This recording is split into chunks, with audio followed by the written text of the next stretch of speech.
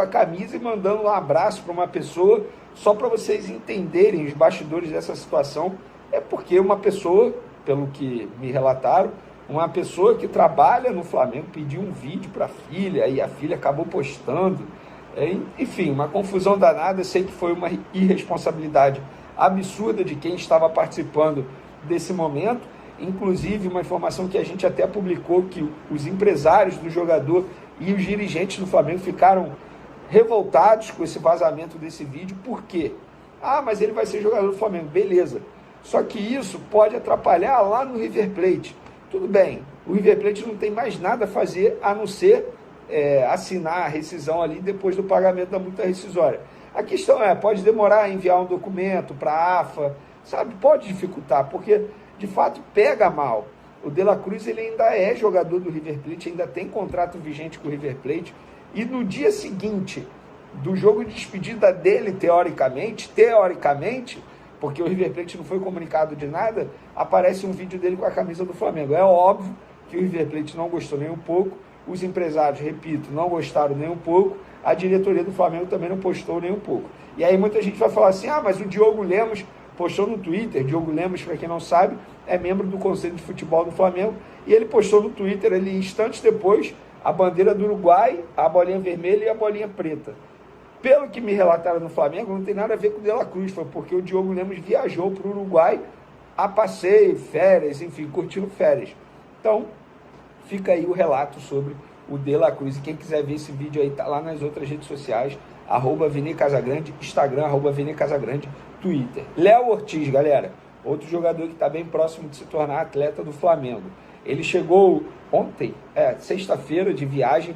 Ele estava nos Estados Unidos, chegou de viagem, estava curtindo o início das férias dele, e após o desembarque dele aqui no Brasil, ele vai se reunir com o Red Bull Bragantino para finalizar todos os detalhes, deixar muito bem claro que quer ir para o Flamengo. Também tem que resolver questão de divisão de direitos econômicos, mas o Flamengo está muito perto de finalizar também a contratação desse jogador de 27 anos, e ele é um pedido do técnico Tite, e eu vou explicar o porquê. Hoje, mais cedo, eu dei uma informação em primeira mão que o Corinthians fez uma proposta ao Santos Laguna do México para contratar o zagueiro Félix Torres, jogador da seleção equatoriana, disputou Copa do Mundo 2022, jogador titular da seleção equatoriana.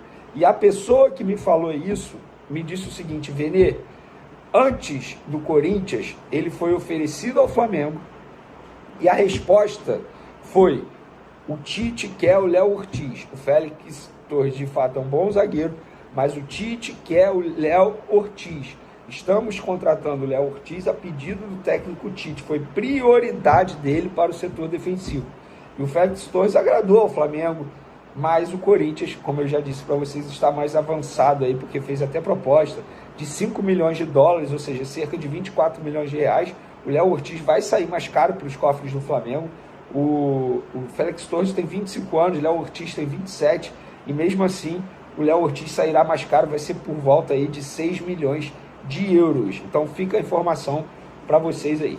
Mudando de jogador aqui, Vina, o lateral esquerdo, uruguaio, que está na Roma, na verdade está no Sassuolo, emprestado pela Roma.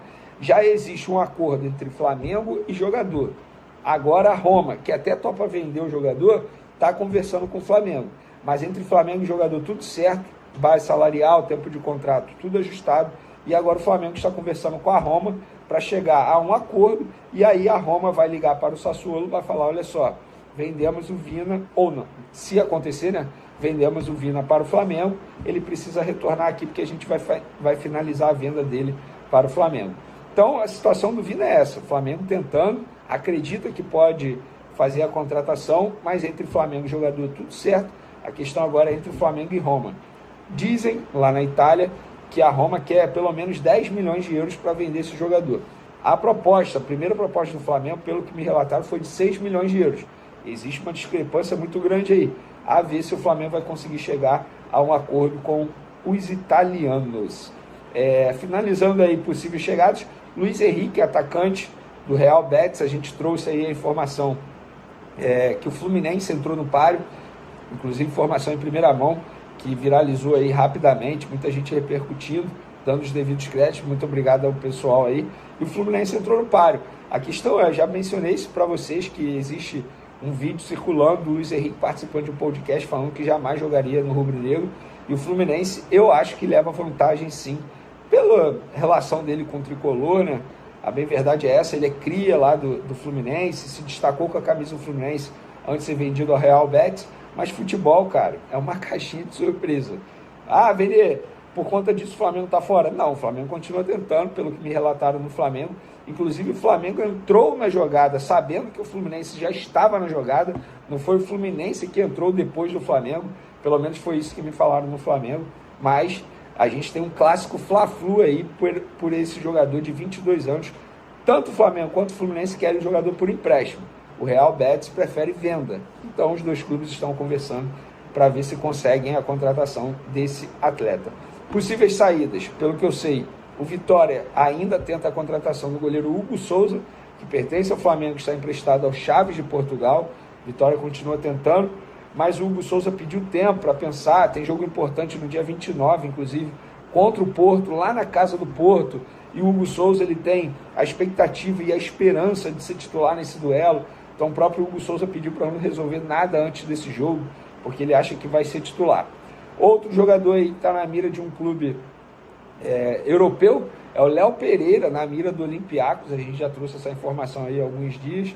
O Olympiacos está disposto a fazer proposta por esse jogador, mas não será fácil, porque o Flamengo não quer se desfazer de jogadores. A verdade é essa, vai ser muito difícil tirar jogador do Flamengo, quanto mais jogador importante como é o Léo Pereira, considerado titular. Então fica aí a informação para vocês. Everton Ribeiro, eu botei aqui como possível saída, porque de fato existe a chance dele sair, né? Porque estamos aí a uma semana do fim do contrato dele e até o momento nenhuma definição sobre a renovação de contrato. Confesso para vocês que é um assunto bem simples, é sentar e pronto. Não tem muito que enrolar. E essa enrolação acaba me deixando o pé atrás, no sentido assim, pô, será que vai renovar? Eu tenho a única informação que eu tenho é nada definido ainda. O que eu falar aqui vai ser a minha opinião. Eu acho que renova por 1 ano, mas é puro achismo, entendendo toda a situação. Acho que o Everton Ribeiro vai topar ficar por mais 1 ano, embora ele tenha pedido 2 anos de contrato, mas no fim das contas, eu acho que o Everton Ribeiro vai topar 1 ano de contrato e vai finalizar aí a permanência dele no Flamengo. Lembrando que o Everton Ribeiro está desde 2017 no elenco, é considerado aí peça importante, mas para 2020 pouco jogará, a verdade é essa, vai ser reserva. De La Cruz chega para ser titular, o Tite já enxerga o Everton Ribeiro como reserva do Arrascaeta. Beleza, galera? Espero que vocês tenham gostado. Cara de cansado, trabalhando muito, graças a Deus, vamos para cima. Amanhã tem mais vídeo aqui no canal, então não vou nem desejar Feliz Natal ainda, porque dia 24 tem mais vídeo aí. Tamo junto, valeu, galera, fui!